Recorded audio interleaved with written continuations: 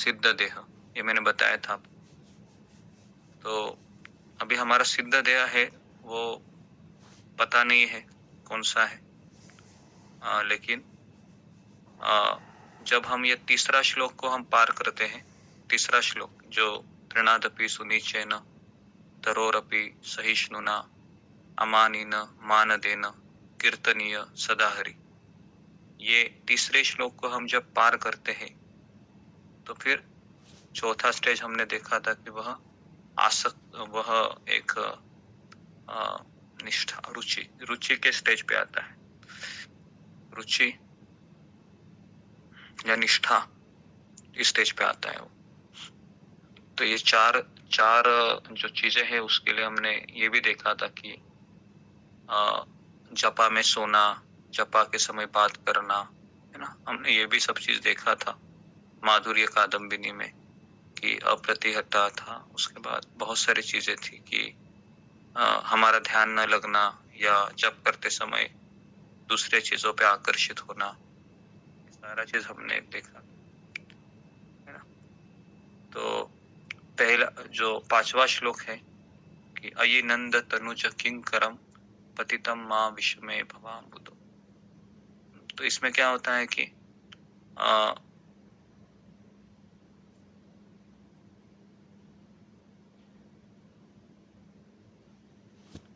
तो यहाँ पर बताया गया है कि दो नॉट सीइंग इट क्लियरली अ साधक who has received the mercy of his guru may partially realize the सिद्ध देह at his 5th stage।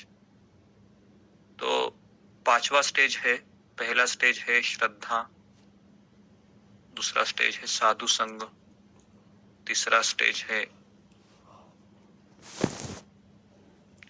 है भजन क्रिया अकॉर्डिंग टू द रूप गोस्वामी, और चौथा है अनर्थ निवृत्ति, और 5वां है निष्ठा। ओके, तो यहाँ पर बताया गया है कि जब वह 5वें स्टेज पे आता है निष्ठा पे, तो उसको पार्शली रियलाइज होता है कि मेरा सिद्ध देह क्या है, मेरा भगवान के साथ क्या संबंध है। ठीक है, निष्ठा पे पार्शली कहा गया है, पूरा नहीं। He will perceive this is my eternal spiritual form, my name and my eternal service। तो उसको ना, उसमें क्या होता है ना, निष्ठा स्तर पे उसको किसी एक चीज पे उसका मन ज्यादा लगने लगता है, लेकिन ये भी गुरु से वेरीफाइड होता है। यहाँ पर लिखा हुआ है मर्सी ऑफ गुरु में पार्शली रियलाइज द सिद्ध देह। तो उसमें उन्होंने बताया गया है कि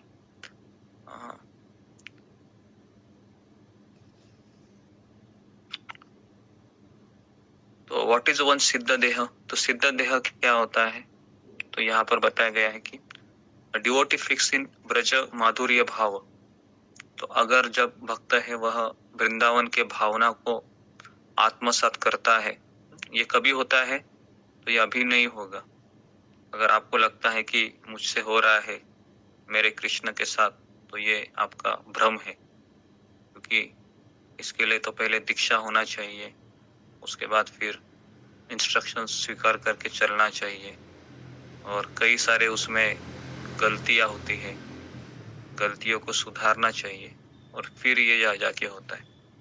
ठीक है, तो अभी तो हम कभी ऐसे भक्तों के संपर्क में भी नहीं आए हैं, इसलिए अगर हमको लग रहा है कि मुझे ऐसा हो रहा है तो ये गलत है, अभी इस स्तर पे तो बिल्कुल नहीं हो सकता। सिद्ध देह है, ये माधुर्य भाव में प्रकट होता है, और एग्जाम्पल यहाँ पर बताया गया है कि किसी का spiritual body of Kinkari, Kinkari मतलब एक आध्यात्मिक शरीर अगर हो सकता है, तो वह she will eternally serve Radha Rani as a palace दासिस प्रोटेक्टेड मेड सर्वेंट।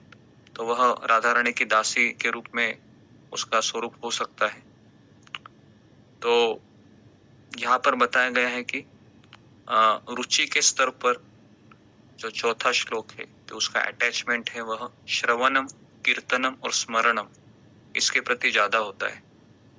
तो अगर किसी को श्रवण करने की बहुत लालसा हो रही है, किसी को कीर्तन करने की बहुत इच्छा होती है, तो यहाँ पर बताया गया है कि ये उसका भक्ति का सबसे बड़ा प्रोग्रेस है कि जो श्रवण कीर्तन में ज्यादा उसका अटैचमेंट है, उसको लगता है कि मेरे कान रुक नहीं रहे हैं, मुझे कथा इतनी सुंदर लग रही है, तो ये भी अच्छा है, ऐसा भी करना चाहिए। लेकिन समस्या ये होती है कि हमारे परिवार के लोग हैं, वो फिर ज्यादा बाधाएं डालने का शुरुआत करते हैं। इसलिए मैं कई लोगों को फिर ऐसा कहता हूँ कि आपके जो बाधाएं स्वरूप लोग रहेंगे, तो आप थोड़ा सा आपकी भक्ति को कम कीजिए और आप दूसरे अंग का सहारा लीजिए। जैसे किचन में आपने या कहीं पर ऐसा बैठे हैं तो किताब को रख दिया या एक श्लोका गुनगुनाया, या कोई भगवान का भजन है मन में गुनगुनाते रहिए, तो ये भी चल सकता है। तभी नहीं तो फिर समस्या कभी कभी इतनी विकट होती है कि फिर मन बहुत परेशान होता है। लेकिन अगर ऐसा लग रहा है आपको कि मुझे भक्तों का संग, ये जपा क्लास, ये सुबह का प्रवचन, दोपहर का प्रवचन, इससे मुझे काफी अटैचमेंट हो रही है, काफी आसक्ति हो रही है, तो ये एक बहुत अच्छा गुण है कि धीरे धीरे भगवान श्री कृष्ण की कृपा से, वैष्णवों की कृपा से हमें पता चलेगा कि मैं कौन हूँ, है ना। ये हो सकता है, इसी जन्म में भी हो सकता है, क्योंकि यहाँ पर जो आपको बताया जा रहा है ये श्रील प्रभुपाद के शिष्य और प्रभुपाद के ही शब्दों के द्वारा मैं आपको बताता हूँ। कभी भी मैं अपने मन से आपको कोई भी चीज नहीं बताता हूँ। तो अभी हम यहाँ पर लिखा हुआ है कि one advance in devotion however his attachment become directly focus on Krishna. तो फिर वह मैक्सिमम टाइम वो कृष्ण के बारे में सोचता रहता है ना। और फिर वह 5वें स्टेप पे आ जाता है, जो 6ठा श्लोक है, नयनम गलदश्रुधारया वदनम गदगद हृदया गिरा पुलकैर्नि चितम वपु कदा तव नाम ग्रहणे भविष्यति। तो जब साधक reaches the 6th stage of depicted above, it means he has attained the platform of भाव। तो भाव स्तर पर आ जाता है 6ठे श्लोक में। अभी उसका जो हृदय है वह बहुत कोमल हो जाता है, इतना कोमल हो जाता है ना कि कंटिन्यू उसके आंखों से आंसू आते हैं। क्यों आते हैं आंसू? तो यहाँ पर लिखा है बाय वेरियस ट्रांसेंडेंटल इमोशन। तो जिस तरह से इमोशन में हमने देखे थे कि कृष्ण के प्रति हमारे कुछ इमोशन फिर अटैच हो जाते हैं और फिर वो आंखों से अश्रु आना, कृतज्ञता, विनम्रता, इतने हाई स्टेज के हम फील करते हैं कि एक हम अलग ही प्लेटफॉर्म पे चले जाते हैं। तभी जैसा ऐसा किसी को हुआ है कि आप इस्कॉन मंदिर में बैठे थे, या आप कभी रथ यात्रा में गए हैं, या आप कभी जन्माष्टमी के उत्सव में गए हैं, और थोड़े समय के लिए क्यों ना हो कि आपको ऐसा लगा कि हाँ, कि मुझे हृदय में कुछ भावनाएं प्रकट हो रही है कुछ समय के लिए, और बाद में वो चली भी जाती है। तो ऐसा मुझे लगता है कि आप सबके केस में थोड़े समय के लिए कभी ना कभी हुआ होगा।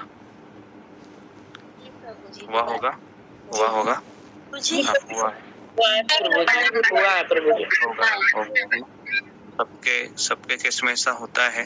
जैसा जन्माष्टमी का समय था, आपको याद होगा कि मैं 12 बजे वो वीडियो दिखा रहा था, बहुत सारे लोग डांस कर रहे थे, नृत्य कर रहे थे, और एक्चुअली उस समय हम सोए रहते हैं क्योंकि वो 11:30-12 बजे का समय था। लेकिन मैं देख रहा था कि पूरी ऐसा लग रहा था पूरी दुनिया ही भगवान कृष्ण का जन्मदिन मना रहे हैं और हर एक कोई उत्साही था। तो ऐसी भावनाएं प्रकट होती है कि जब मैं भगवान कृष्ण के साथ रहूंगा या रहूंगी तो किस तरीके से मेरे हृदय में एक अद्भुत आनंद का, है ना, प्राकट्य होगा। तो थोड़े समय के लिए क्यों ना है, कृष्ण हमें वह ग्लिम्स दे देते हैं, लेकिन जैसे ही ग्लिम्स निकालते हैं फिर वापस हम वहीं पर आ जाते हैं। तो भक्ति की शक्ति इतनी है कि हम अनर्थ निवृत्ति के पहले भी कुछ समय के लिए हम ये ट्रांसेंडेंटल इमोशन इसको हम महसूस कर सकते हैं। ठीक है। और उसके बाद फिर क्या होता है, उसके पास 8 सात्विक भाव बताए गए। टीयर मतलब आंखों से आंसू आना। दूसरा है चॉक वॉइस मतलब वह उसके बोलने की इच्छा है लेकिन उसका कंठ है वो इतना गदगदित हुआ है आउट ऑफ इमोशन कि वो बोल नहीं पाता है। ऐसा मैंने मेरे गुरु महाराज को देखा था जब वो वृंदावन यात्रा में कृष्ण की लीला कर रहे थे 2004 में। पहला मेरा वो यात्रा था। तो जब वह अपने बारे में बता रहे थे हमें, जब वो वृंदावन में रह रहे थे प्रभुपाद जी से मिलने के पूर्व, तो वो इस तरह से बोल रहे थे कि कुछ समय के लिए वो 2-4 मिनट रो रहे थे व्यासासन पर बैठकर, और उसके बाद फिर वो बहुत ही अलग ही स्टेज पे चले गए। लेकिन बाद में उन्होंने वापस अपने आप को कंट्रोल करके, तो कभी कभी इतने इमोशन ये हो जाते हैं कि चॉक वॉइस हमारा कंठ भी गदगदित होने लगता है। उसके बाद फिर इरेक्ट बॉडीली हेयर्स, हमारे ये जो शरीर के ऊपर देखो छोटे छोटे बाल होते हैं, है ना, तो वो भी खड़े होने लगते हैं, खड़े हो जाते हैं एकदम। अभी ये सारी चीजें है ना, ये भौतिक भाव भी होता है कभी कभी, है ना। जैसे अचानक कोई दुख हुआ तो भी रोना आता है, बराबर है। उसके बाद अगर कोई घबराहट हुई तो भी ऐसा हो सकता है कि आपके शरीर के बाल भी खड़े हो सकते हैं, बराबर है ना। तो उसके लिए ये सारी चीजें है ना, ये हमको वेरीफाई कराने पड़ते हैं कि मुझे ऐसा हो रहा है, क्या ये सही है, समझ में आ रहा है ना। ऐसा हमें अपने मन से मान लेंगे तो फिर बहुत गड़बड़ हो जाता है ना। कई लोग कहते हैं कि हमें भक्ति बहुत अच्छी लगती है, हम यूट्यूब में ये देखते हैं वो देखते हैं, लेकिन ये सब चीजें हैं, ये मन का एक बहलाने के जैसा है। जब तक हम गुरु का आश्रय नहीं लेते हैं तब तक हमारा शुद्धिकरण नहीं होता है। इसलिए हमने पीछे की कृपा और आगे की कृपा के बारे में बताए थे, याद है ना आपको, कि पीछे की कृपा ये परीक्षित महाराज, अर्जुन, है ना। तो ये क्या केवल भगवान कृष्ण की लीला केवल सुनते नहीं थे, जब जीवन में कुछ समस्याएं आती थी, कुंती महारानी के जीवन में हम देखते हैं, प्रहलाद महाराज, है ना, उसके बाद मीराबाई है, रूप गोस्वामी है, कई सारे हमारे आचार्य हैं, सबके जीवन में ये समस्या आती है और वह उसको भगवान की कृपा समझकर अपने जीवन में स्वीकार करते हैं। तो भाव स्टेज पे क्या होता है, उसका सिद्ध देह मैनिफेस्ट हो जाता है। तो एक सिद्ध देह कैसे मिलता है, तो यहाँ पर 2 चीजें बताई है, कृष्ण की स्वरूप शक्ति और शुद्ध सत्व जो शक्ति है भगवान की, उसकी कृपा से उसको सिद्ध देह भाव स्तर पर प्रकट होता है नेचुरली। और फिर वह भगवान का नाम, भगवान का रूप, भगवान का गुण और भगवान के परिकर, इसके बिना रह नहीं पाता है फिर वो। और फिर उसको वो परिवार वालों को जस्टिस नहीं दे सकता फिर इस स्तर पर, क्योंकि इस स्तर पर वो उसका पति, उसका बच्चा, उसके लिए कोई मायने नहीं रखता है फिर, क्योंकि वह उसका फिर वो नेचुरल जो सिद्ध देह है वो प्रकट हो जाता है। और जब सिद्ध देह प्रकट हो जाता है तो जैसा मैंने आपको एक बार कथा बताई थी, अगर आपको याद होगा, कि एक माता जी को कैंसर था, याद है ना, कि वह किस तरह से यशोदा माता की किचन में जाती थी चपाती करने के लिए और बाद में रिटर्न भी आती थी। तो याद है, उसका बर्थडे था, केक लाया गया था, ये सब मैंने बताया था। तो ये सब चीजें है ना, ये भाव स्तर पर प्रकट होती है। आपका शरीर वही रहता है जर्जर, एकदम बीमार वाला, लेकिन आपकी चेतना है वह भगवान से कनेक्टेड रहती है, तभी सिद्ध देह प्रकट हो जाता है। ठीक है, तो इसके लिए ये जो प्रोसेस है जिसपे अभी हम कर रहे हैं, तो ऐसा मत समझे कि मुझे कृष्ण नहीं मिलेंगे। जिसकी तीव्र भावना अपने गुरु के प्रति है और शील प्रभुपाद जी के प्रति है और हमारे आचार्यों के प्रति है, उसको डेफिनेटली इसी लाइफ में भी कृष्ण मिल सकते हैं, क्योंकि ये प्रोसेस काम करती है। बस उसने अपने भावनाओं के ऊपर नियंत्रण रखना चाहिए, उसको अपने मन को समय नहीं देना चाहिए, बहुत बार ऐसा होता है कि साधक अपने मन के ऊपर ही ज्यादा इन्वेस्टमेंट करता है, गुरु के शब्दों से भी ज्यादा और शास्त्र के वाणी से भी ज्यादा। तो इसलिए कई बार साधक है भ्रमित हो जाता है और फिर वह अपराध करने में लग जाता है। तो इसलिए शीला प्रभुपाद ने, मैंने कल भी बताया था कि जब वो दीक्षा लिए अपने गुरु से, और जब दीक्षा लेने के पूर्व भी वो केवल अपने गुरु महाराज की कैसे मैं सेवा करूं इसी के बारे में वो चिंतन करते थे, और कुछ उनके मन में कोई चिंतन नहीं था, क्योंकि उनका गोल पहले मीटिंग में फिक्स हुआ था कि यही मेरे आध्यात्मिक गुरु है और ये जो बोलेंगे वही मेरा भक्ति का मार्ग है। तो इसलिए वो इसी तरह से चलते रहे और अंतिम समय में हम देखते हैं कि प्रभुपाद जी तो अलग ही स्तर पे थे। प्रभुपाद जी के बारे में मैंने एक प्रवचन में सुना था कि प्रभुपाद जी ये प्रेम स्तर के भी ऊपर थे, क्योंकि उनके हृदय में इतनी करुणा थी कि कोई भी व्यक्ति अपने शरीर की परवाह न करना, वो भी 70 साल में, ये कोई साधारण व्यक्ति कर नहीं सकता, क्योंकि उस अवस्था में व्यक्ति है वह एक जगह पर बैठ के भजन करने में ही आनंद लेता है। लेकिन शील प्रभुपाद जी 70 साल की उम्र में भी दूसरों को कृष्ण देने के लिए चले जाते हैं ऐसी जगह पर जहां पर उसका कोई रिश्तेदार नहीं है, कोई रहने का ठिकाना नहीं है। तो ये केवल प्रेम स्तर के ऊपर का व्यक्ति कर सकता है, क्योंकि वो कृष्ण को देखते थे फेस टू फेस, शील प्रभुपाद जी। और प्रभुपाद जी एक बार प्रवचन दे रहे थे तो कह रहे थे कि कई यहाँ पर नारद मुनि आए हैं, है ना, उसके बाद कई देवी देवता भी आए, मैं देख रहा हूं उनको। तो इसलिए आप जिस मोमेंट पे कनेक्टेड हो रहे हैं, है ना, ये साधारण मोमेंट नहीं है। अगर आपको लग रहा है कि हम 4 बजे से उठ रहे हैं, तो आप देखो कि आप उठने से भी आपको एक शक्ति मिलती होगी कि हाँ चलो कि मुझे अभी हरि नाम लेना है। तो ये जो कनेक्शन है ना, ये कनेक्शन भी राधा रानी की कृपा है, और ये कृपा भी शील प्रभुपाद जी के ही वो प्रचार का ही एक भाग है जो अभी हम महसूस कर रहे हैं। तो इसके ऊपर मैं कल और ज्यादा मैं प्रकाश डालता हूँ कि ये सिद्ध देह के बारे में इस किताब में बताया गया है। तो कैसे सिद्ध देह प्रकट होने के बाद फिर 7वां और 8वां श्लोक है, ये किस तरह से मैनिफेस्ट होता है। लेकिन हमेशा याद रखिए ये सारी चीजें तभी आएगी जब हम ये 4 चीजों को अपनाएंगे। कौन सा? विनम्रता, कृतज्ञता, सहनशीलता, दूसरों को आदर देना, खुद आदर की अपेक्षा न करना। और जब हम वो रसगुल्ला की तरह पिसेंगे, बराबर है, उसके बाद फिर कई सारी चीजें होगी उसके बाद ये सारे, क्योंकि कोई व्यक्ति विनम्र नहीं बनता है इस संसार में, उसको बनाया जाता है, बराबर है, उसको बनाया जाता है, भगवान उसको बनाते हैं अलग अलग चीजों से।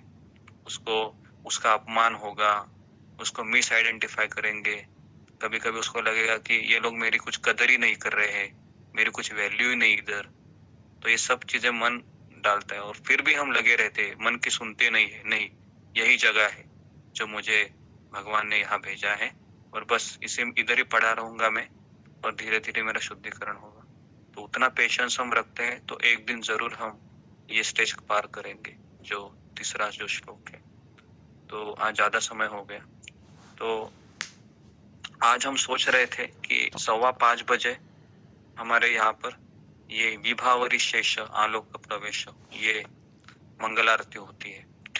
तो मैं आपको 5:15 बजे वो मंगल आरती दिखाता हूँ। 5:15 से 5:30 होती है, वो 15 मिनट ही होती है, ठीक है।